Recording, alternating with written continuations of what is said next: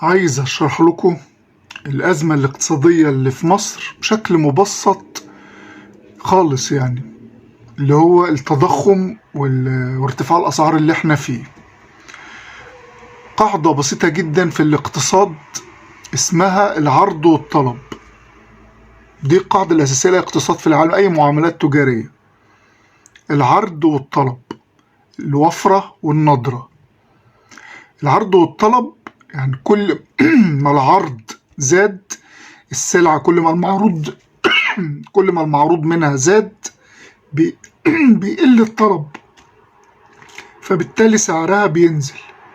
ولو اتعكست العملية، لو المعروض أقل والطلب زاد، تزيد سعرها، تزيد قيمتها.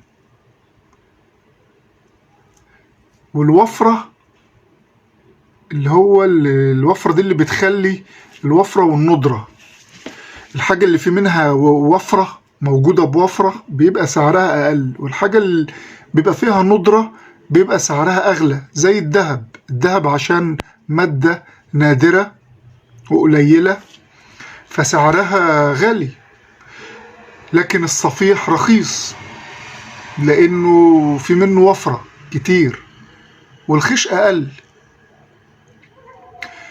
فهي دي القاعدة اللي احنا عايزين نتفق عليها، دي قاعدة أي اقتصاد في الدنيا.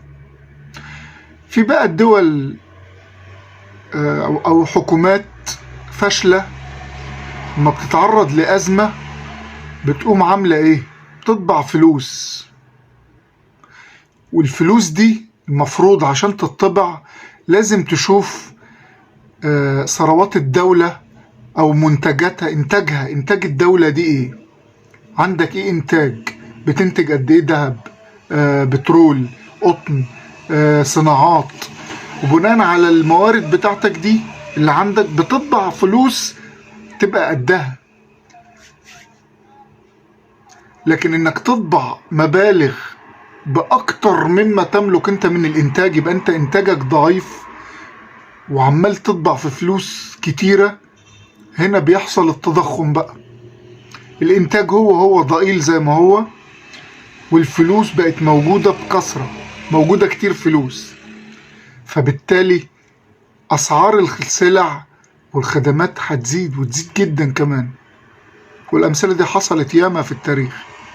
فده بداية لانهيار اقتصادي، لأنه الاقتصاد بينهار. انت بتطبع فلوس من غير أي رصيد. زمان الجنيه المصري كان مقوم بالذهب،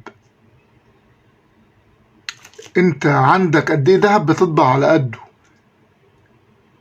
الجنيه المصري كان مقوم بالذهب.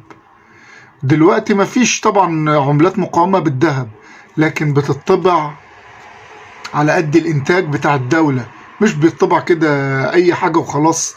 واحد مسك المطبعة وشغال دب دب دب دب دب.